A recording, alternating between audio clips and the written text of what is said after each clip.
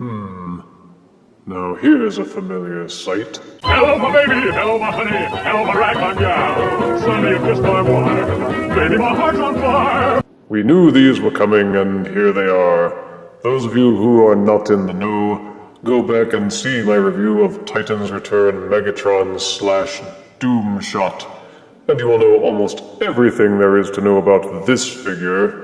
It is the Titan's Return Triple Changer Voyager they wanted to start with, but didn't. Blitzwing with his Titan Master partner Hazard. In Generation 1, the Triple Changers were the first figures to have 3 modes, though they were primitive to be sure. For Titan's Return, they had Megatron as a Triple Changer that turned into a robot, a tank, and a jet. Anywho, Blitzwing is a remold of Megatron Doomshot done over to match his old Generation 1 stylings. The parts you can see through the window panel of the box reveal this, though Blitzwing's head, of course, is different, and so are the colors. Art is on the front panel and on the side, and on the back are the studio shots of all 3 modes, along with diagrams showing how to interact with the Titan Master figures, and miniature advertisements for other figures in the line. The bio reads, Blitzwing has one thing on his mind, destruction. Decepticon Hazard gives Blitzwing the ability to take over the processors of another bot and program them to cataclysmically self-destruct. Seems a bit counterintuitive for the Titan Master to do that while he's attached to another robot, but, well, what are you gonna do? Let us unbox Blitzwing and review him properly. And here is Blitzwing out of box and in his tank mode. Blitzwing comes with his instruction booklet, trading card with tech specs. He comes with 2 weapon accessories, his funky G1 style sword, the gun sidecar accessory, 3 accessories if you wish to include the tank barrel, which is removable, and also with Titan Master Hazard, who has several different colors on him, making him much more intricate than other Titan Masters, although his transformation is exactly the same. His head will rotate 360 degrees, waggle a little bit. The arms will swivel upwards and downwards. The hips will rotate up, and the knees will bend.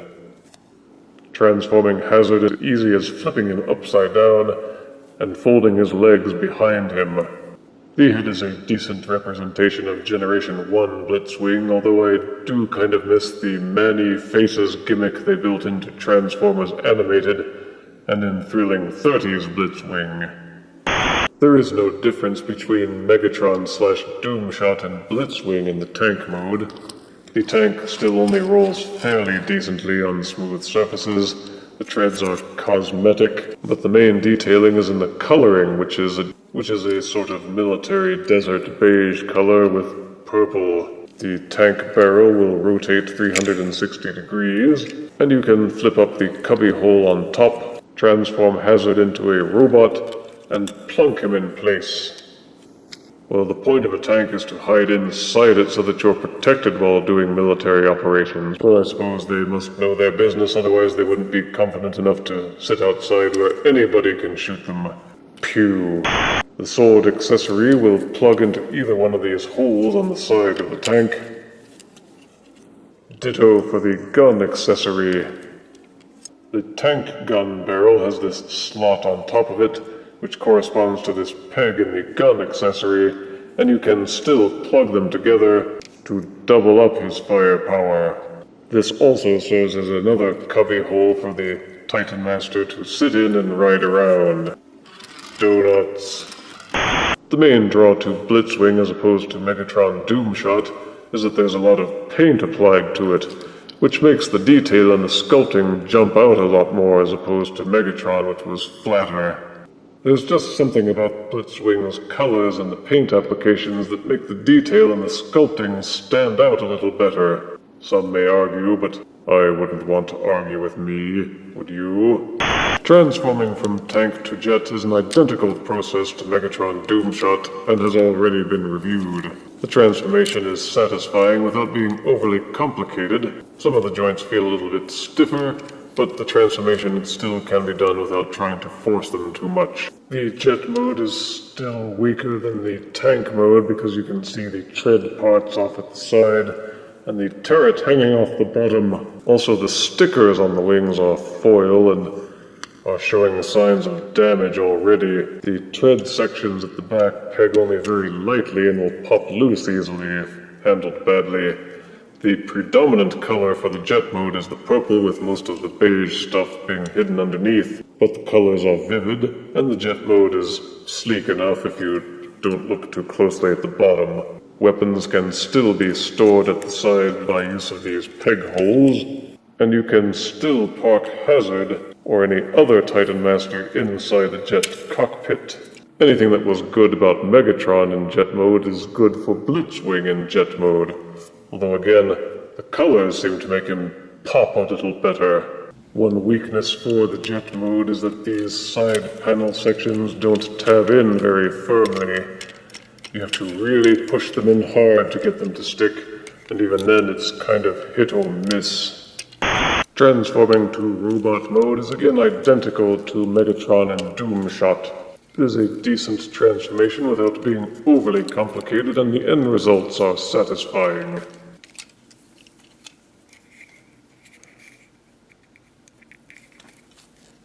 It should be noted when transforming from robot to tank or jet that these leg sections need to be pegged in with this tab and this slot. Once you have finagled it, they will tab together, but initially it was difficult because of the paint causing a little bit of friction. Unless the tab and the slot are hooked together fully, the leg will not close all the way, and the tank will not lie flat on the ground. On HasbroToyStore.com, it says that Blitzwing is specifically supposed to interface with Trypticon, yet I see no tabs or anything on Blitzwing that give you any indication as to how this might work. All of the ways in which Megatron didn't quite make it as a robot triple changer just seem to have been fixed somehow for Blitzwing's robot mode. It may simply be that we have preconceived notions of Megatron's proportions, but the proportions simply look better on Blitzwing with the stumpier legs and the thick, beefy arms. The chest piece has been remolded to better match Generation 1 Blitzwing. The tank barrel backpack is still there, along with the wings, which can be folded in or out, depending on how you want him to look. He boasts the same articulation as Megatron and Doomshot, which is very robust. You can get all kinds of playability and posability out of your Blitzwing character. The only thing lacking is a waist rotation. The gun can be plugged into either one of the hands. Ditto for the sword. In short, I find little to complain about in Blitzwing. He looks cool in all three modes, just like Megatron did. But somehow he looks better doing it as Blitzwing than he did as Megatron. For size comparison, here is Voyager Blitzwing next to Voyager Megatron. Here is Voyager Titan's Return Blitzwing next to Thrilling 30's Blitzwing. Here is Titan's Return Voyager Blitzwing next to Transformers Animated Voyager Blitzwing. And here is Titan's Return Voyager Blitzwing next to the Ghostbusters logo. I normally don't go for repaints, but there's just something about Titan's Return Voyager Blitzwing that makes you want him. If you've already got Megatron Doomshot, you won't be sorry to add Blitzwing to your collection. Positive aspects include detailed sculpting, high articulation, and good engineering for all three of his modes. Negative aspects include some peeling on the stickers. It's difficult to push the leg-knee joints into place when transforming into his alt modes. The arm-shoulder joints have a tendency to pop loose, and the sides have a tendency to pop loose in jet mode. But in short, everything that you liked about the Megatron Doomshot mold is intact for Blitzwing and Hazard. And as mentioned previously, he just looks better somehow with these new colors. I give Titans Return Voyager Blitzwing 8 out of 10 deaths.